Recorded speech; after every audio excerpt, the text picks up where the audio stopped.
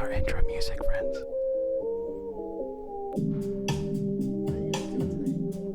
Oh, this is exciting. I'm your host, Joe Dove, and we're excited to talk about music with you on the interwebs.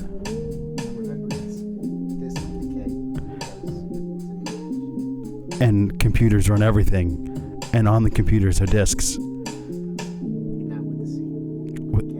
With a K.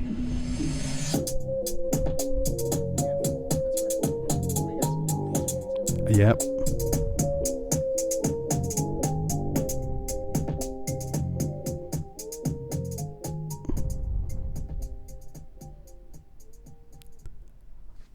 Well, that was exciting. An official intro for the second ever episode of Disc Dungeon with your hosts Joe Dove and Julian.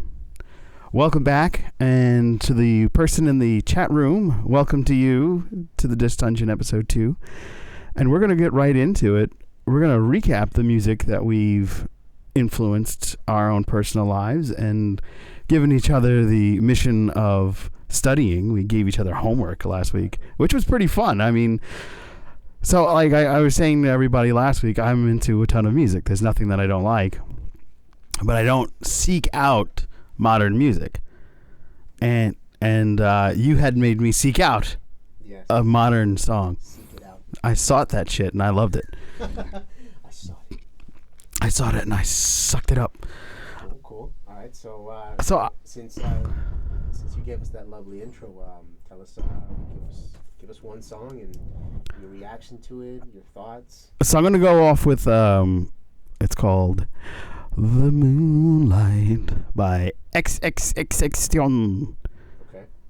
So I was taken aback by it because I was like, oh yeah, this is very modern. This is very like What does that mean? They called it mumble rap, but he was clear enough that it's not exactly mumble. Got it. Okay. You know, so I enjoyed that actually. Okay. You know, and I was like, okay, he's saying enough clearly that I can understand exactly what he's saying. But the beat is what got me, because I was like, oh, okay, this is cool. And for whatever reason, I thought it was actually the song that went with the movie Moonlight, but it wasn't. So that would have been interesting. That movie, you're right. That movie It came around at the same time. Not only that, again, that's the Moonlight is a in your bag type of song. Yep. For those of you who do not know what that means, like you're in your feelings. Yeah. You're in your head. Mm-hmm. And both Moonlight and the song Moonlight Or in your head. are pretty much, yeah, you're right. Actually, the more I think about it, that would have been a really great It would have been, yeah, a total missed opportunity. Maybe if they do a Blu-ray special edition, they can like put that back together. And on top of that XXX, unfortunately, it passed away. Yeah, rip, brother. Wow. Yeah. The more I'm saying it now, the more, Joe, you've implanted the seed in my head that Yeah. I should just go ahead and just play the movie and the song At the same time, yeah. It's funny you mentioned that, because I was just saying, like, I normally would wear some type of music related attire. Right now I'm in my jumpsuit track runner jacket, and last night I was all dressed up because I went to the Chinese Cultural Foundation Awards, and I presented an award, and I was on stage, and they were like, hey, you want to give a speech for your boss? And I was like, okay, I'll do that. Yeah. So I did that, and it went pretty well. They actually clapped, so that's always good, right? They didn't throw tomatoes. And they were like, get off the stage, fatty. You're not Chinese. No, look at my eyes. I'm kind of, no. But, it went really well, and I was going to wear, again, like I was saying, I was going to wear a homage type of thing. One of my favorite bands is Pink Floyd, and I have, like, too many Pink Floyd t-shirts. And I literally... Yeah, it's a great band, and I literally was going to throw one of those shirts on, but I didn't have time to steam it, so it's not going to happen today. Sorry, friends. You're just going to have to deal with my passion pink shirt. Sexy passion pink. Passion. But, like, talking about movies and music, there's a myth. I don't know if you know, I probably don't, but if you start Dark Side of the Moon by Pink Floyd at the roar of the lion from Miramax, the intro, MGM actually, excuse me, it's supposed to actually sync up, and like certain elements of the album are run smoothly with The Wizard of Oz. Oh. So I know that's like a super circle, like Moonlight would kind of go with Moonlight because it gets in your head and everything works. And Wizard of Oz just goes with Dark Side of the Moon because of the sounds and the the noises that go in the movie kind of just fit. Joe, I think that this is definitely this section that we're on right now is something that needs to keep being developed. Yeah. Because the way music, the way artists can add layers onto music that are not just necessarily part of the song, that are the background behind the song, the intention behind it, the culture behind that song at that moment. Yeah, it's like you're going into a dungeon and taking out yeah, that's the disc dungeon. a couple discs. I'm taking some discs out and I'm going to throw them together so that this all comes together in a very fantabulous way. All right, so let's go to song number 2. All right, song number 2. So I'm going to go with my homework and we're going to go to your homework and then we'll move on. Okay, so song number 2 was Gift of Paralysis by Envy of the Coast. I loved that song. That one got me hype. I was walking up to work last Tuesday when I popped it on the old tubes of Youb, and I was like, oh yeah, this is a jam ready for me to get walking. I actually had more pep in my step. I probably dropped an extra pound that I was trying to lose. A drop of coffee. An extra drop, but whatever. It was amazing. I'm really glad that you put me onto that. And I'm gonna jump into some more of their stuff. Deeper meanings of the song. Why don't you give me, just for the audience to know? Yeah. Who's the artist behind that song? Envy of the Coast? Nope. No. Envy on the Coast. On the Coast. Woo! All right, correct. Thanks for correcting me. So you guys can look it up. Envy on the Coast, Gift of Paralysis. So all the songs that we're talking about today are going to be on the YouTube, and the YouTube is on tobeseen.com. You'll see it, Disc Dungeon episode 2, and I'm going to put links to the direct songs in the description of the video so that you guys can go and listen to them and experience them like we've experienced the songs that we've told each other to listen to. Yeah. And I keep looking into your camera and not my camera, which is the live one. Hello. Oh, hi. So the one person, I'm sorry about that. Has he given us feedback or her? No, they've been dark, but that's fine. Oh, well. That's fine as long as you're here. We appreciate you. Being here. Yeah, we appreciate you. We appreciate everything. Yeah. So, and again, I just want to say, thank you for coming back, and thank you for listening, everybody. Episode 2, Disc Dungeon. We're going to get into the music and music discussion, that is. We're going to dive down deep into the disc world to pull up some songs to discuss. And the next one is Walking Wounded. Now, when you said that they were from Queens and, the name of the group is Bayside, which I believe is an area of Queens. Correct me if I'm wrong. Okay, it is. They're from Bayside, Queens. Yeah, that makes a lot of sense. Excellent song.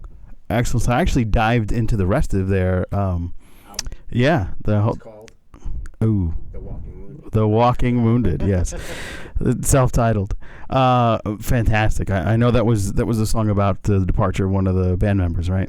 Yeah, it was so good. I was very, very elated when I heard that as well. Yes. Yeah, that's another pumpy one. I definitely would say that I enjoyed every song that you recommended this week for homework, and you put me onto new genres that I had not previously listened to, new artists, new genres. So I'm a music connoisseur. I like to consume music in the ear.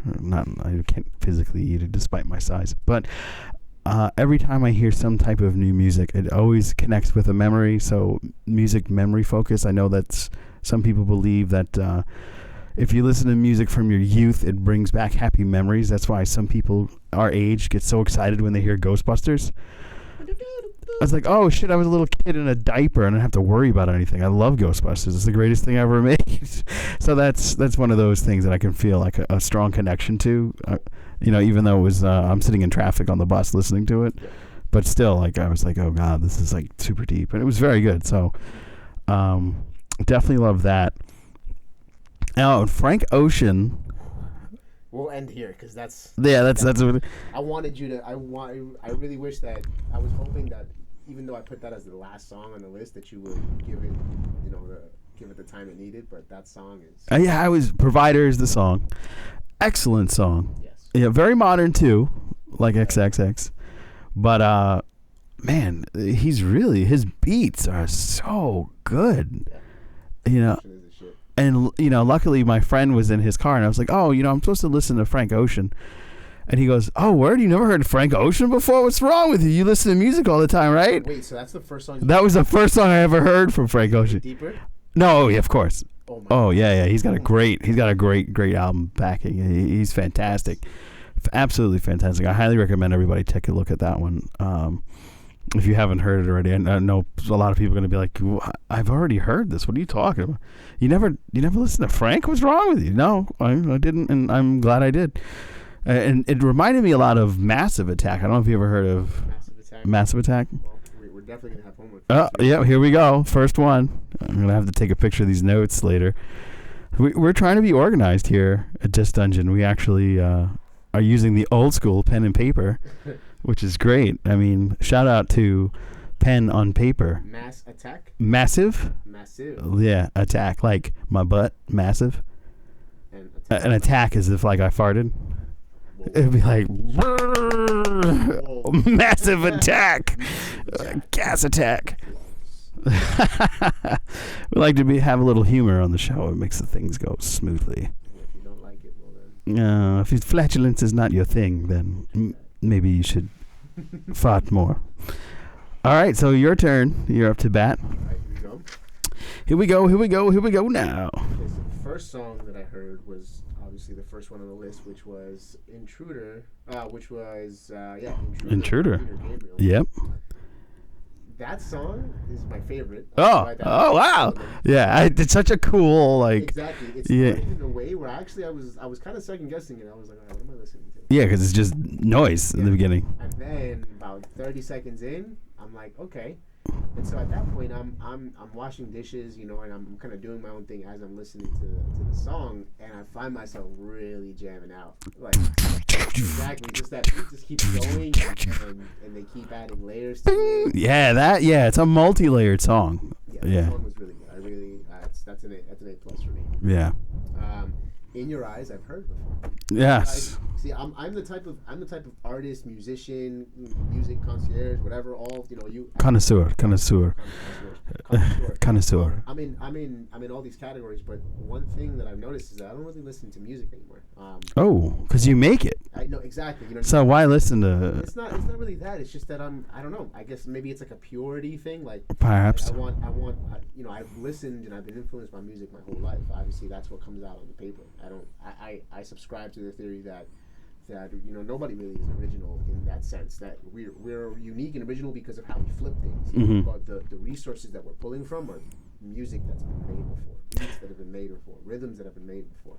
So are you also concerned that maybe if you heard that and all of a sudden you're making a beat on your own one day that it might be influenced into it, and he might come after you and be like, hey, that's mine? Well, I'm not worried because I know that at least for me, I'm able to take this influence that I received from said artist mm-hmm. and use it in a way that then becomes me. I gotcha. But regardless, I pulled inspiration, I pulled melodies, I pulled rhythms from other music. So that's why I'm saying that my theory is that none of us are really original in that sense. We're unique in the way that we recreate things, but everything is influenced by something else, in my opinion. Understood. So In Your Eyes, I knew. Yep. Jammed with it. I like it. Yep. I definitely liked Intruder more. It's more unique. It kind of it really entranced me. All This Time by Sting. Oh my God. Okay. No, before I go to that one, let me go on South on the Great, because I really liked All This Time. South on the Great Wall. South on the Great North. South of the Great North. No. South on the Great North Road.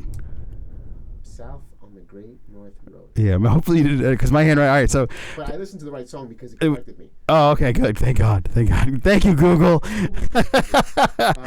But South of the Great North was okay. You know what I mean? I kind of got. It's a very melodic.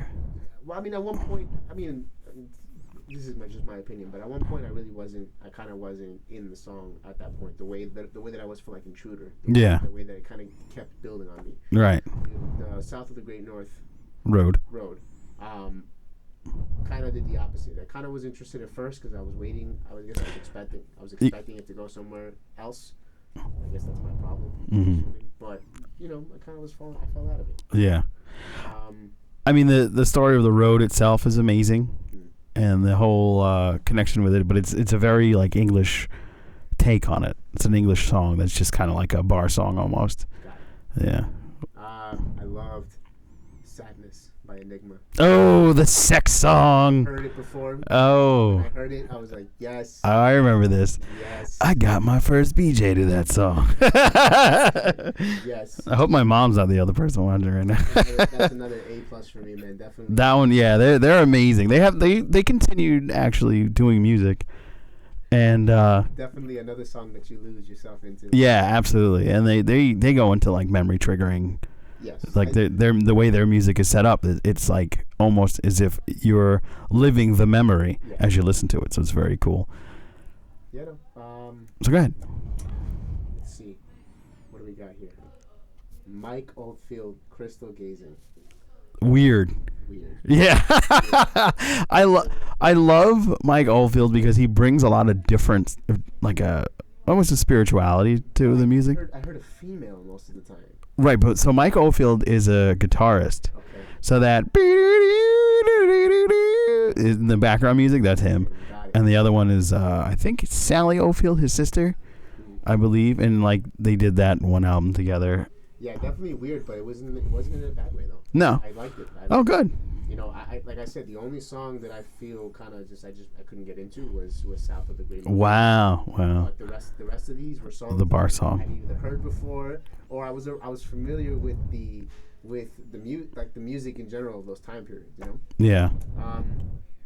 And let's see. So that was the homework for last week. Yeah. Well, anyways, guys. So segment next, artists you're working with right now. Okay. So let's hear some of the people that you're working with and who you want to Moving forward, I think we should definitely structure this as artists that I worked on this week. Yes. Right. So I'm gonna. Yeah. We'll reword it. We'll reword it a bit, but this week I worked. It was actually a very slow week because only with Nas instead of JC. Yeah, just Nas. Just Nas this week. Yeah. Definitely, those are dreams. Those are goals for sure. But if you guys don't know, I'm almost 30 years old. Almost 30? God. An injury. I could be your dad. No, I'm kidding. Don't heal as fast as don't I know about that? I remember hitting that range. So with that said, I've been a little slow. I haven't had a lot of sessions this week. But I was able to meet up with Jasmine. I call her AKA Jazz. She is dope, man. We started off doing a cover of a Chris Brown song. This is part of your homework for next week. Oh, yeah. Chris Brown? Yes. This okay. Is called Overtime. Overtime? Okay. Chris Brown. Mm-hmm. So she came in. We talked a little bit about her musical history because I met her for the first time probably about a month ago. She told me that she hadn't done music in years and that this is really kind of like bringing her out of hiatus. It's wonderful to hear that. Okay. So she wanted to start off kind of slow, and so we did this Overtime cover of Chris Brown's Overtime. Okay. It was really cool because the first two sessions we were focused on covering the song. But then on the second session, we decided that we wanted to make our own version of the instrumental. Interesting. More stripped down, kind of like, just a unique version of it. So right. She could sing the Chris Brown song on it, and it would be a little different, something new. By the third session, which was yesterday, we decided that we were going to make our own song. Cause oh, yeah. That's where you spawn it from inspiration. Not only that, it's pretty good, man. I don't know if the disc engineers want to have a quick preview. Absolutely. Let's go for it, especially if it's not copywritten. It is not. Woo! We love that kind of music. It is definitely my music. Sweet. All right, get ready. Disc Dungeon first.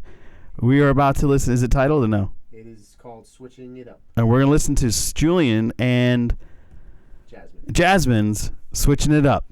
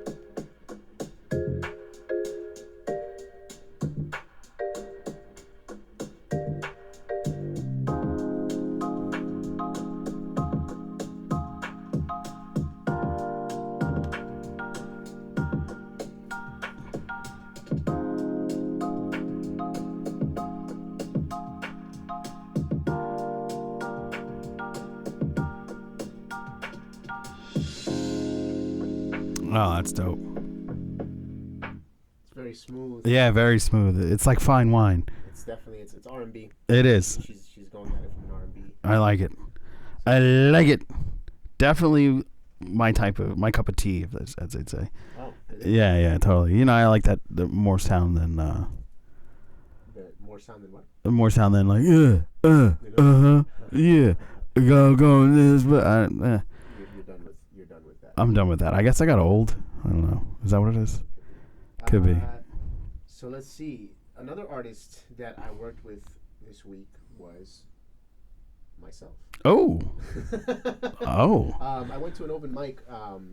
And yes, in my old town of all places. Mount Vernon. Money earning. Mount Vernon. So that night was it was kind of like a roller coaster, man. I went and I performed 2 songs. One with Nicole Andrade, which is she's an artist we work with as well. Mm-hmm. You guys can check her out at Nicole Andrade on Instagram. Just take out the I. So we did a song called Cherry Pie. It came out. She's my not that one. Cherry Pie. Sorry. But it definitely has cherry pie in the song, and it fits the holidays, I guess. Oh, okay.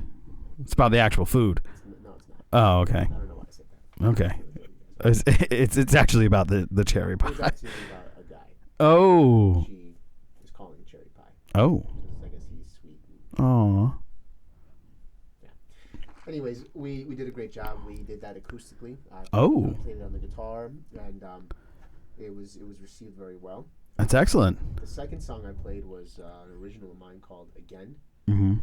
This song is a song that I wrote right out of my marriage. It's a very emotional song. Oh, those are the ones that are tugging at the strings. And it was great, man. People really, they connected with it. I think everybody at this moment, this is the season for some reason for people going through some shit. Like relationships ending and things of that nature. So, I think it was a very appropriate timing. Yeah. End of year, end of relationship. Exactly. Nature moves on, man. And the reason why it was an emotional roller coaster that night because it was great. The vibes were on point. There was a lot of great artists. Is Nate was the one hosting the Instagram. Okay. Sorry, the show, yeah. Exactly. So you guys can look him up at Is Nate. He's an amazing musician. He's another artist that I don't necessarily produce because he produces. So we co-produce. We just collaborate all the time. Mm-hmm. And so I lost my debit card that night. Oh. And I thought I lost it, but when I woke up the next morning, it turns out that somebody actually had stole it. Oh shit! I had like a couple $100 worth of charges. So yeah, man, it was a great night. Smoked a lot of weed. Oh. And partake in the was it the devil's lettuce? That is lettuce. Yes, that's what it is. And lost my debit card. Fuck. Or got it stolen, and somebody treated themselves to a lot of Dunkin' Donuts, and they went to La Placita Market. So it sounds like it was a fat Spanish kid. Maybe, man, but yeah. I'm glad that I blessed them with some food if they needed it. I'm getting the money back regardless. I was gonna say, did you have fraud protection on that? Yeah, man. So okay. I'm obviously covered, but at the same time, if somebody can kind of eat for the week, then I'm not that mad, Yeah. Whoa. No, and the show's canceled. Damn it. So that was about it, actually, man. Because like I said, this week was slow. It's actually going to be packed for this whole weekend. Not only today, tomorrow, I'm having about 3 artists coming through. So by Friday next week, I'll definitely have a lot more material to talk about. Awesome. Thank you guys for listening. All right, that's great. All right, next up, the music to chat about. Music to chat about. Well, we did that already, right? Yeah. That she ended up kiboshing that. She brought that segment up early, so. Yeah, pretty much. Yeah. So we're gonna move on. Yeah, music and life happening to us that music helped. Got it. So moments, maybe since last week, or maybe other parts in our life where it's done something for us. It's helped us in some way. It's I don't know if you want to take this off, Joe. All right, so I mentioned earlier that this is why I mentioned it earlier. In the early segment, the Chinese Cultural Foundation that I had to give a speech at, and the speech was for my boss and my company. I make children's shoes for a living. Surprise! I have nothing to do with music, but it was really funny because I did not go into this event expecting to give a speech. It was, hey, you talk really well, go for it. And I was like, ah. So normally when somebody gives a speech, and they actually have stage fright or trouble speaking in front of large audiences like I do, or fear of not really fear of public speaking, but some issues with public speaking, they panic and freeze up, and it does not come out too well. Okay. But not for me. No, nay. This did not happen. I'm in front of the exclusive Harvard Club. I just bumped elbows with the individual that was speaking on the impeachment trial. The Harvard professor was there. I mean, he wasn't at the event that I was, but he was in the building, and I had seen him before I went in. And I was supposed to give a speech. I was nervous, and then what happened? Music came on. Not any song I'm familiar with, not something that inspired me as a child, and not something that I didn't know. It was actually some opera music, because they had 2 live opera singers, one from China, one from America, and they were playing some beautiful music. Now, it's copyright protected, so I can't play it, but I'm going to play it for Julian, and I'm going to put it in the notes below so that you can listen to the same. It wouldn't be the actual performers that I heard, but you'll hear probably the original operatic version. I happen to like opera. It's one of the genres that I appreciate. I can't listen to it every day, but I appreciate it because it's a very calming melody. And when you're apprehensive and you've been put on the spot to speak in front of 200 people, 100 of whom of which include the ambassador to China, and who's living in the United States. He's the general counsel of the Chinese consulate. Yep. Pressure's on. Mayor Mike de Blasio. Oh. Yeah, that was interesting. He's a giant man. He's like 17 feet tall. A whole 17. A whole 17, exactly.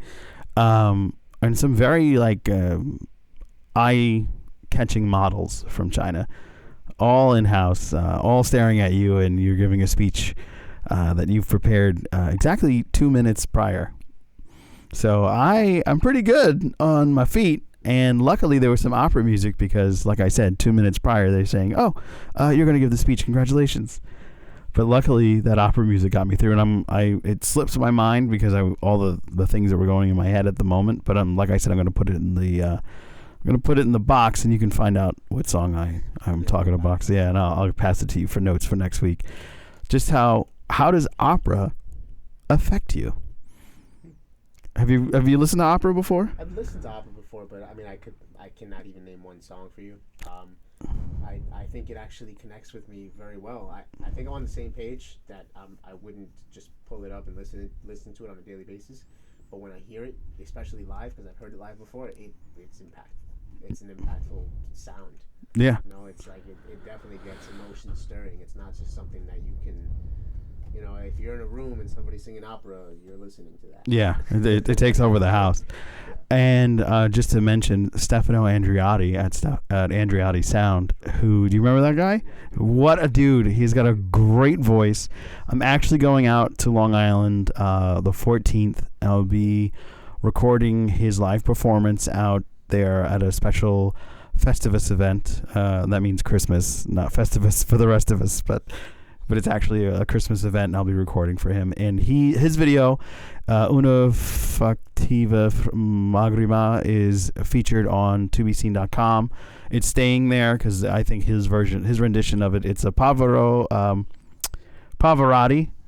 song. It's fantastic. It's not his song, actually. It's written by somebody else ages ago, but his version of it, Stefano, is quite transforming, and I definitely suggest that folks take the time and take a listen, and that link will be in this at the bottom too. Have you heard his version besides being on the other side of the wall when his voice penetrating? No, I have not. No? Oh, okay. So that's another one for you to listen to. So there's some opera. That'll be one of the two. But yeah, so like opera music calms me, new age music calms me, electronica hypes me and calms me depending on how it is, and then rap music gets me ready if I need to bust some caps. Do you listen to some lo-fi playlists? No. Oh, now there's my homework. Lo-fi playlist. And you don't even you just don't even need to know the name of the songs. You just literally look up on YouTube lo-fi playlist. Oh. And you're gonna get tons of them. And what it is, it's mostly hip hop. So it's hip hop music. Mm-hmm. But it's just very chill tracks. They're instrumentals. They're meant to kind of like you said. Some of them will hype you up, but they'll give you a nice beat to work to. Right. And most of them will, are there for relaxing, they're for chilling. Cool. Yeah. All right, definitely gonna take a gander into those. Yeah, I see that. I'm gonna give you some more. Massive Attack. Yes, I have that. You have that? Stefano and Massive Attack. Stefano and Massive Attack. Let's see. Above and Beyond. What is that? That's a band? That's a band. Above and Beyond. So you're experiencing this moment of divorce. Well, I had a moment of unfortunate events in 2011 when a long-lasting relationship of mine came to an end. 7 years ended. Didn't go well. We never had a song together. Some couples have that song, "Oh, baby, you got what I need." That's probably not your song, but that's probably not your song. But, a lot of people experience moments together when songs come on. They always remember that other person. Well, we have a breakup song. Oh. Yeah, and it's called Sun and Moon. By? Above and Beyond. Sun and Moon? Yeah, that's the song you listen to. It's a divorce song.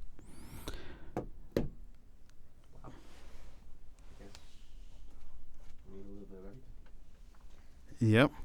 I'm sorry, baby. You were the sun and moon to me. I'll never get over you, and you'll never get over me. But we're over. That shit is deep. Deep. So there's your homework. Okay, cool. I've got mine. You've got yours. And we press forward.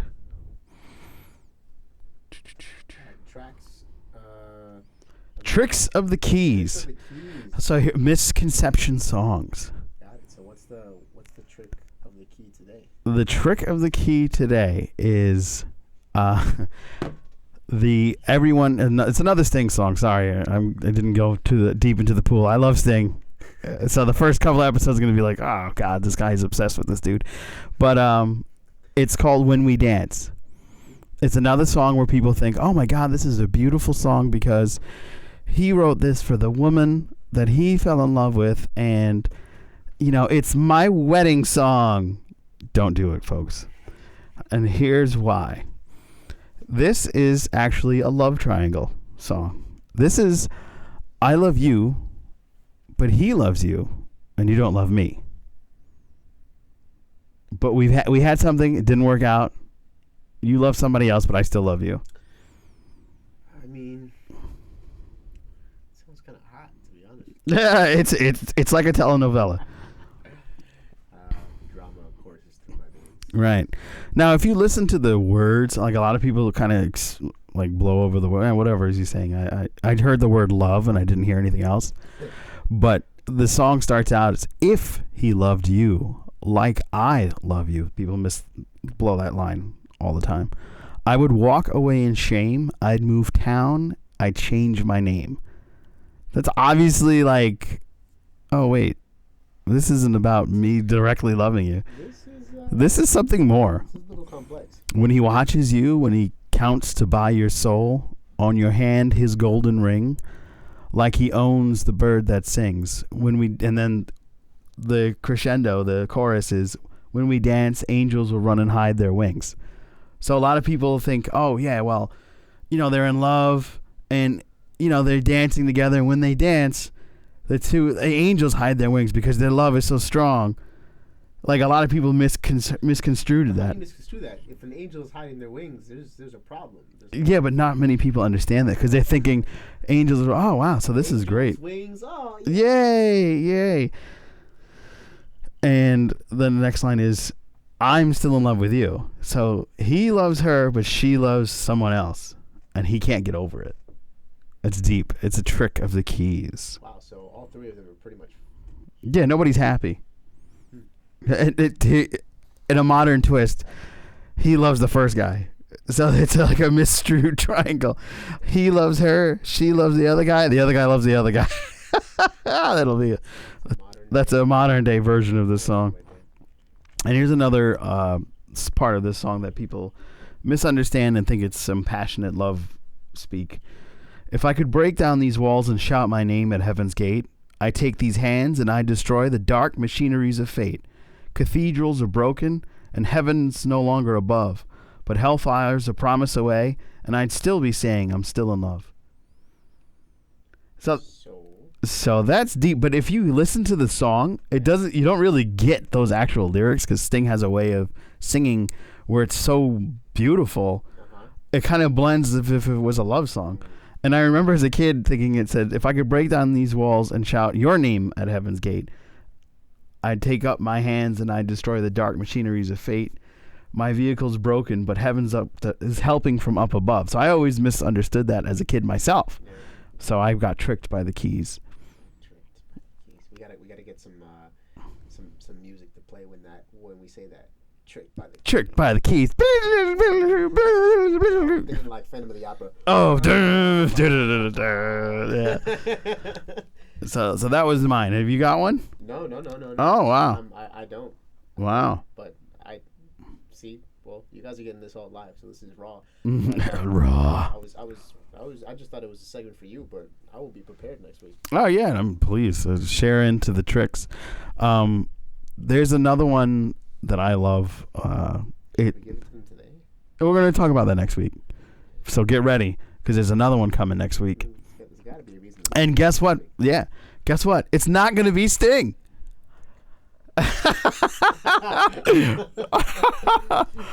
So I'm excited. Julian's excited, especially because it's a different artist.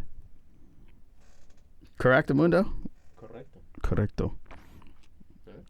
All right. Well, that wraps up this episode of Disc Dungeon. And I really appreciate the 6 people have stopped by and into the room on YouTube. And I appreciate you, Julian, producer extraordinaire. Next time we gotta automate some of these tasks. Yeah, I think we gotta do an outro.